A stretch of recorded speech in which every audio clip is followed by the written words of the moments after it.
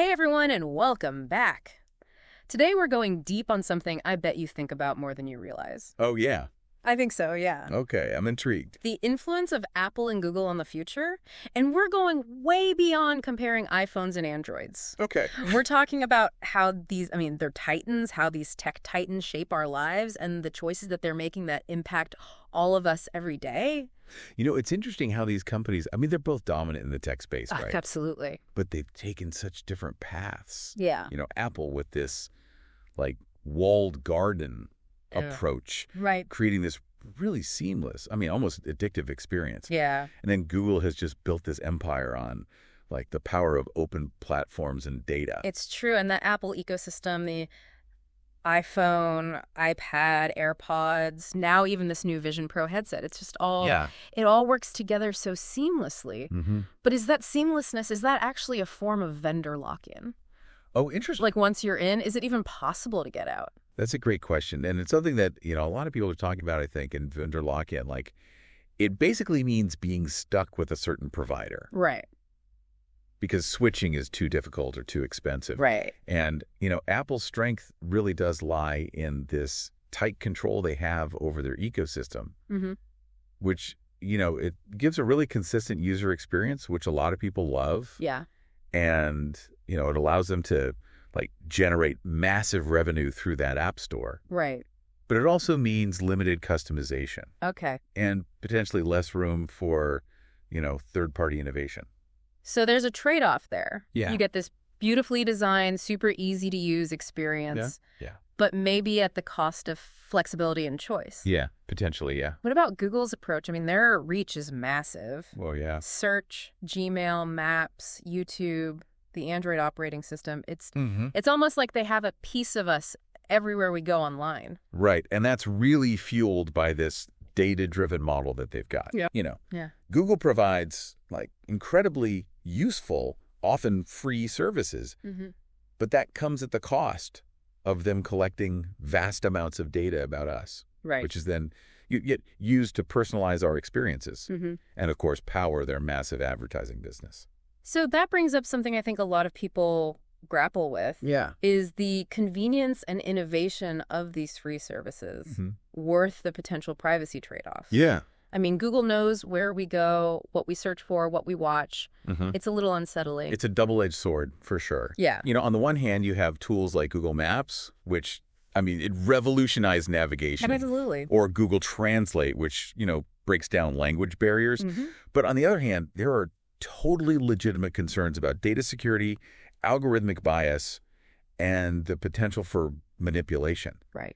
Google has a tremendous responsibility to use that data ethically and transparently. Okay, so both companies shaping how we interact with technology, but in very different ways. Yeah. But how about the future? We're seeing a huge push towards augmented reality and artificial intelligence. Right. How are Apple and Google positioning themselves in these emerging fields? This is where it gets really, really interesting. Yeah. So Apple, with this Vision Pro headset, they're making a bold bet on augmented reality. Okay. A future where digital information is seamlessly layered onto our physical world. Imagine, attending virtual meetings that feel like everyone's in the room with you. Yeah. Or exploring a new city with holographic guides right in front of you. That sounds like science fiction. Yeah. It's amazing, but it also makes me think about the potential downsides. What happens to our privacy when we're constantly wearing devices that can see and hear everything we do? Yeah, that's a really crucial question. As these technologies become more integrated into our lives, we need to be very mindful of those ethical implications and make sure that safeguards are in place to protect our privacy and our autonomy. Yeah, and then on the other side, you have Google, who's investing so heavily in artificial intelligence.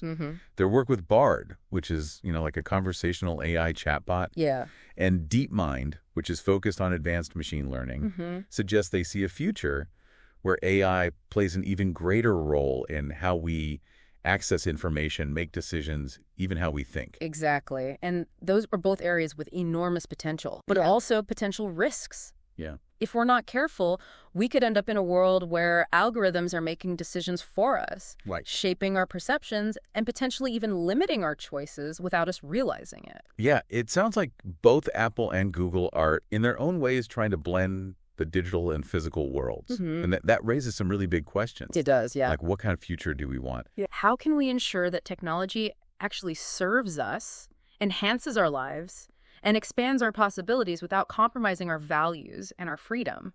Those are huge questions. Yeah, this is a good place to pause, I think, for now, but stick with us. In part 2, we'll explore how these, contrasting approaches are playing out in the real world. Okay. And delve even deeper into these specific ways that Apple and Google are already shaping our lives. Welcome back. So we've talked about these big picture ideas, walled gardens and data empires, but how do they actually show up in our everyday life? Let's get into some specifics. Okay, yeah. So let's start with something as simple as listening to music. Okay. If you're an iPhone user, chances are you're pretty deep in that Apple Music world. Right. It's all right there. It's on your phone, your laptop, even your watch. Yeah. And those AirPods, they basically glue themselves to your ears, right? Yeah, it's so convenient. It is. It is. But it makes you think, if you wanted to switch to Spotify, would that even be a hassle? It certainly wouldn't be seamless. Apple's designed their ecosystem to keep you happily within it. Right. Not that you can't use other music apps. Right. But the experience just isn't as smooth. Yeah. And that applies to a lot of things, not just music. Okay, that makes sense. Yeah. Switching gears to Google. Okay. Something we all probably use every day. Google Maps, it's become the go-to for getting around. Oh, absolutely. And it's a brilliant example of how Google just leverages data. Right. Think about it.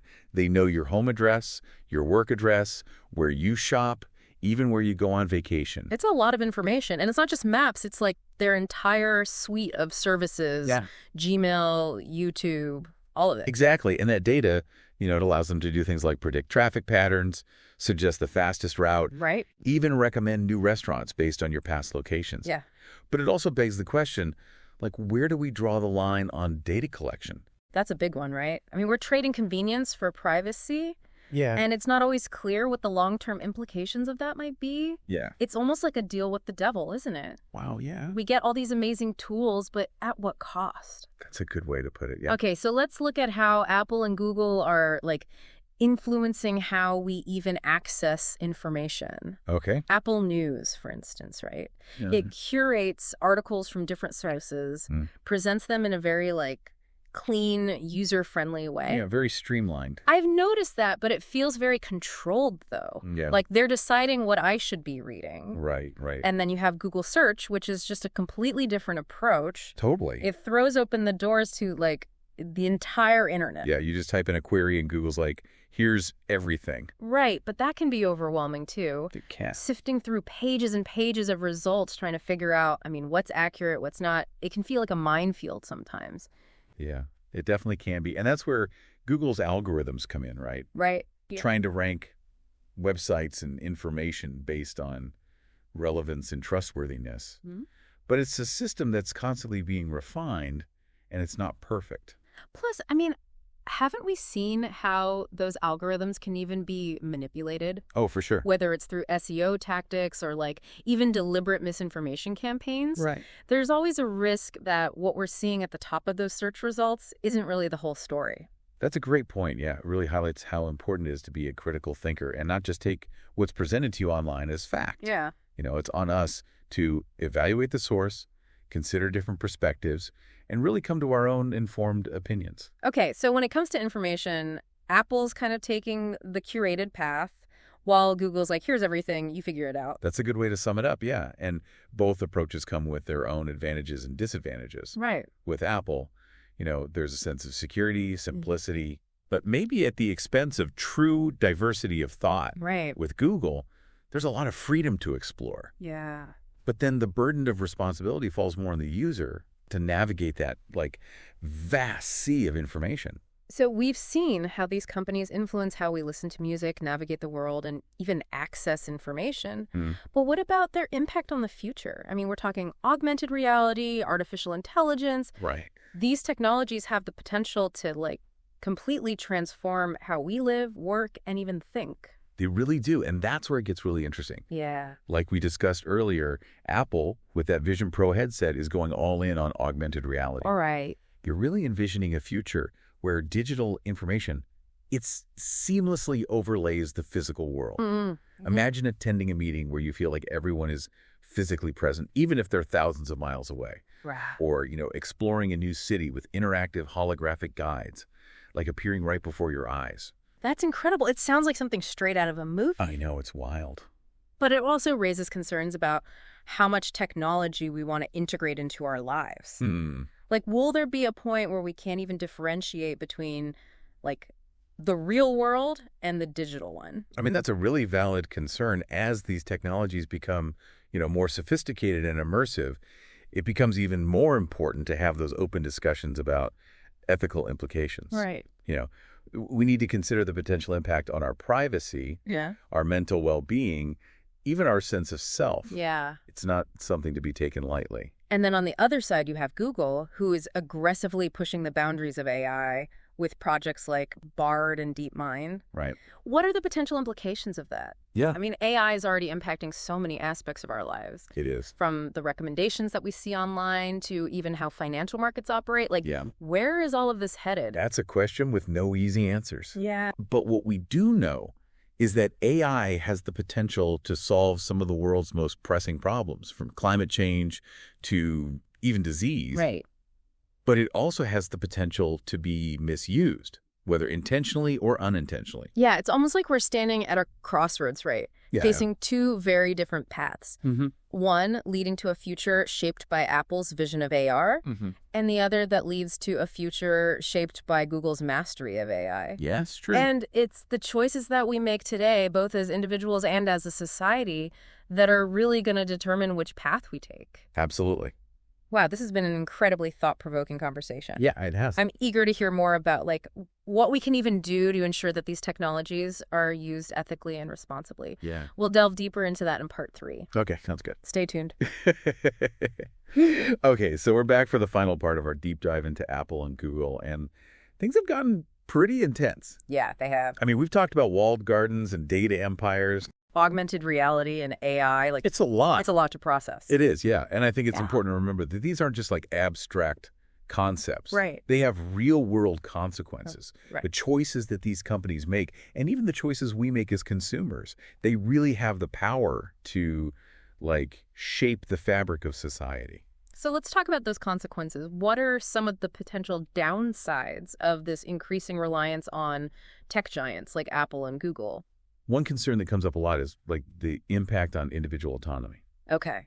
As we become more dependent on these companies for everything from communication to navigation to information, are we giving up a degree of control over our own lives? It's like we're handing over the reins to algorithms, letting them tell us what to see, what to hear, even what to think about. Right. And if those algorithms are biased or if they're being manipulated, I mean, that could have really serious implications for our freedom. Absolutely. And that's why it's so important to be aware of that potential for manipulation, and to really engage in critical thinking. You can't just passively accept the information that's presented to you. You need to be questioning the source, its purpose, its potential biases. So we've talked about filter bubbles before on this show, those online echo chambers where you're only exposed to information that confirms your existing beliefs. I mean, is that a risk here? Could these personalized experiences actually be narrowing our worldviews and making it harder to have those meaningful conversations with people who hold different opinions? It's a very real concern. Yeah. If we're not careful, we could end up in a world where everyone's living in their own isolated reality bubble. Right. And they're unable to, bridge the divides that are separating us. Yeah. So beyond just individual autonomy, there's also the issue of fairness and equity. Right. Not everyone has equal access to technology. And those who are, they're already marginalized. They could be left even further behind. For sure. There's a real risk that the benefits of these technologies, the increased efficiency, the connectivity, the access to information, they'll just go disproportionately to those who are already privileged. Right. While the people who lack access or who are facing barriers, they could be left behind. So we could end up with a kind of digital divide where your access to technology determines your quality of life, your opportunities, even your basic rights. So that's the danger. We need to be really aware of that and working to prevent it. So it sounds like there's a lot at stake here. This isn't just about cool gadgets and convenient apps. Yeah. This is about the kind of future that we want to create. Right. So what can we do? Like, as individuals, as a society, how can we navigate this, rapidly changing tech landscape Yeah. in a way that benefits everyone, and doesn't compromise our values? It can feel really overwhelming, but there are things we can do. Okay. The first thing is just staying informed. We need to understand how these technologies work, how they're being used, and what the potential risks and benefits are. Knowledge is power. Mm-hmm. And the more we know, the better equipped we are to make those informed choices about how we use these technologies and how we advocate for their development. So it's not enough to just be like passive consumers. Exactly. Okay. We need to be active participants. Okay. We need to ask questions about data privacy, algorithmic bias, the impact on our mental health, and the potential for like job displacement and economic inequality. Right. We need to be having these conversations with our friends, our families, our elected officials, even the companies themselves. So it's not just about like individual choices then, it's about collective action. Yeah. It's about like coming together as a society to Right. decide what role we want technology to play in our lives. Absolutely. Technology should be a tool that empowers us, that helps us, solve problems and create a better world. Yeah. But it's up to us to make sure that happens. Wow, this has been, a truly eye-opening deep dive. Yeah. I feel like I've learned so much, not just about Apple and Google, but about like the choices we make in this digital age and how they can really impact everything. I'm glad to hear that. And I really hope it encourages everyone listening to take like a more active role in shaping the future of technology. Absolutely. So as we wrap up here, what's like one key takeaway you want to leave our listeners with? I'd say this: the future isn't set in stone. We have agency. We have a voice. Yeah. The choices we make today, those determine what the world looks like tomorrow. Right. So stay curious, stay informed, and stay engaged. Well said. And on that note, thanks for joining us for this deep dive. We'll see you next time.